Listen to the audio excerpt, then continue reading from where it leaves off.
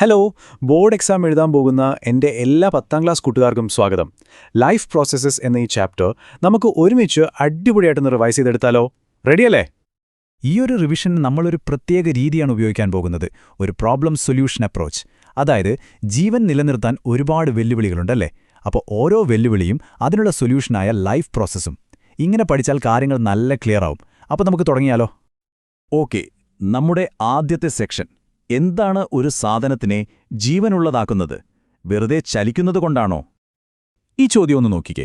ഒരു കല്ലും ഓടിക്കൊണ്ടിരിക്കുന്ന ഒരു പട്ടിയും തമ്മിൽ ശരിക്കും എന്താണ് വ്യത്യാസം? ഓടുന്നതുകൊണ്ട് പട്ടിക്ക് ജീവനുണ്ട് എന്ന് നമ്മൾ പെട്ടെന്ന് പറയും.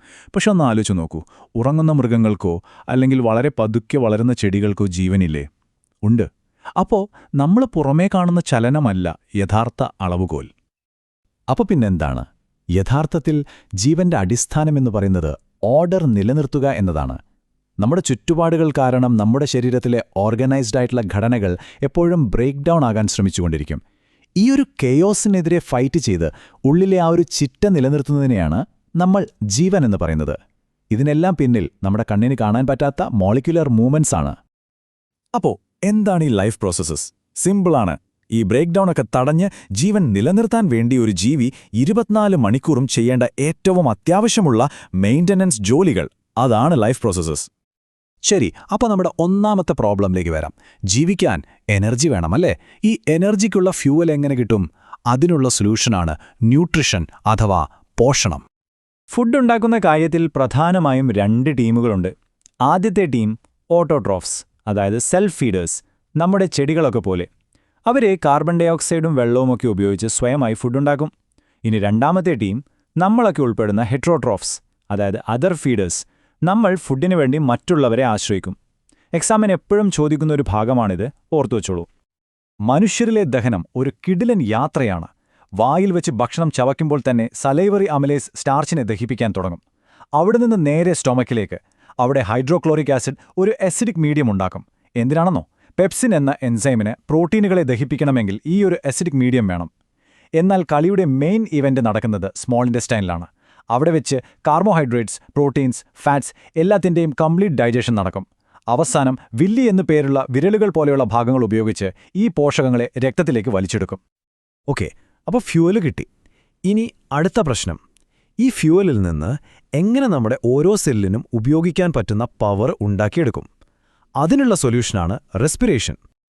റെസ്പിറേഷന് ഒരൊറ്റ ലക്ഷ്യമേ ഉള്ളൂ, ഗ്ലൂക്കോസിനെ ബ്രേക്ക് ഡൗൺ ചെയ്ത് ATP രൂപത്തിൽ എനർജി പുറത്തുവിടുക. വളരെ സിമ്പിൾ അല്ലേ?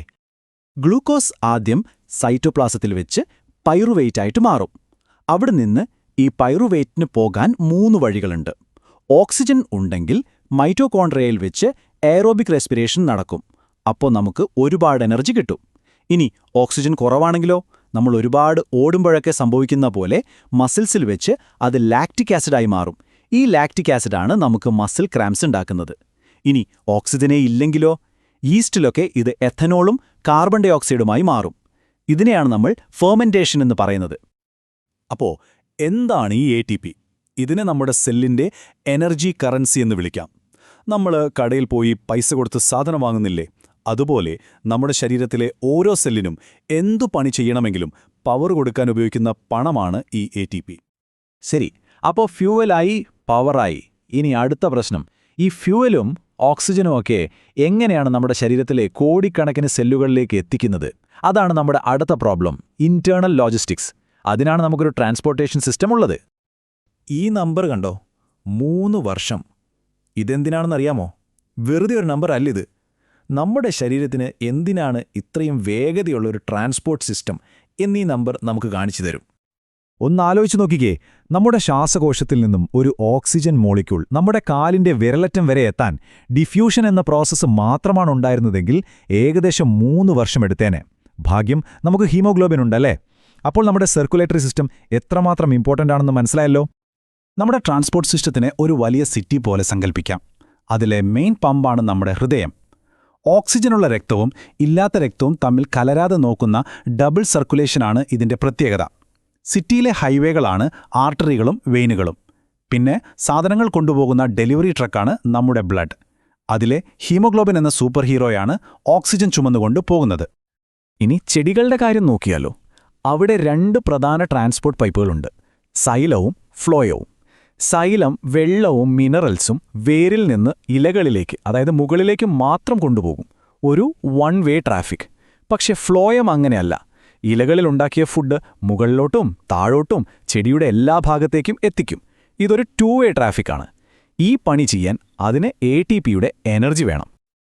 ഓക്കെ, നമ്മുടെ ലിസ്റ്റിലെ അവസാനത്തെ പ്രോബ്ലം. ഈ പറഞ്ഞ പ്രവർത്തനങ്ങളൊക്കെ നടക്കുമ്പോൾ ഒരുപാട് വേസ്റ്റ് ഉണ്ടാകും അല്ലേ? ഈ അപകടകാരികളായ വേസ്റ്റിനെ എങ്ങനെ പുറന്തള്ളും? അതിനുള്ള സൊല്യൂഷനാണ് എക്സ്ക്രീഷൻ സിസ്റ്റം. എക്സ്ക്രീഷനിലെ ഹീറോയുടെ പേരാണ് നെഫ്രോൺ, കിഡ്നിയുടെ ബേസിക് ഫിൽട്രേഷൻ യൂണിറ്റ്. ഒരു കിഡ്നിയിൽ ലക്ഷക്കണക്കിന് നെഫ്രോണുകളുണ്ട്. രക്തത്തിലുള്ള വേസ്റ്റിനെ അരിച്ചെടുക്കുന്ന സൂപ്പർ അരിപ്പകളാണിവ. യൂറിൻ ഉണ്ടാകുന്നത് 3 സിമ്പിൾ സ്റ്റെപ്പുകളിലൂടെയാണ്. ഒന്നാമത്തത് ഫിൽട്രേഷൻ. രക്തം ഒരു അരിപ്പയിലൂടെ കടത്തിവിട്ട് വേസ്റ്റുകളെ ബൊമാൻസ് ക്യാപ്സ്യൂളിലേക്ക് മാറ്റുന്നു. രണ്ടാമത്തത് സെലക്റ്റീവ് റീഅബ്സോർപ്ഷൻ. ഈ വേസ്റ്റിൽ നിന്ന് ഗ്ലൂക്കോസ്, വെള്ളം പോലെ ശരീരത്തിന് ആവശ്യമുള്ള സാധനങ്ങളെ തിരികെ രക്തത്തിലേക്ക് വലിച്ചെടുക്കുന്നു. മൂന്നാമത്തത് യൂറിൻ ഫോർമേഷൻ. ബാക്കിയുള്ള കോൺസെൻട്രേറ്റഡ് ആയിട്ടുള്ള വേസ്റ്റ് നിറഞ്ഞ ഫ്ലൂയിഡാണ് യൂറിനായിട്ട് ബ്ലാഡറിലേക്ക് പോകുന്നത്. അപ്പോൾ നമ്മൾ ഇതുവരെ പഠിച്ച കാര്യങ്ങൾ പെട്ടെന്നൊന്ന് ഓർത്തു നോക്കാം. ഫ്യൂവൽ കിട്ടാനുള്ള പ്രശ്നം, അതിൻ്റെ പരിഹാരം ന്യൂട്രീഷൻ. പവർ ഉണ്ടാക്കാനുള്ള പ്രശ്നം, പരിഹാരം റെസ്പിറേഷൻ. ശരീരത്തിനുള്ളിലെ ഡെലിവറി പ്രശ്നം, പരിഹാരം ട്രാൻസ്പോർട്ടേഷൻ. വേസ്റ്റ് കളയാനുള്ള പ്രശ്നം, പരിഹാരം എക്സ്ക്രീഷൻ. ഈ 4 തൂണുകളിലാണ് നമ്മുടെ ജീവൻ നിലനിൽക്കുന്നത്. പോകുന്നതിന് മുൻപ് ഒരു ചോദ്യം. ഇതിലെ ഏതെങ്കിലും ഒരൊറ്റ സിസ്റ്റം, ഉദാഹരണത്തിന് ട്രാൻസ്പോർട്ടേഷൻ സിസ്റ്റം, അങ്ങ് നിന്നുപോയെന്ന് വെക്കുക.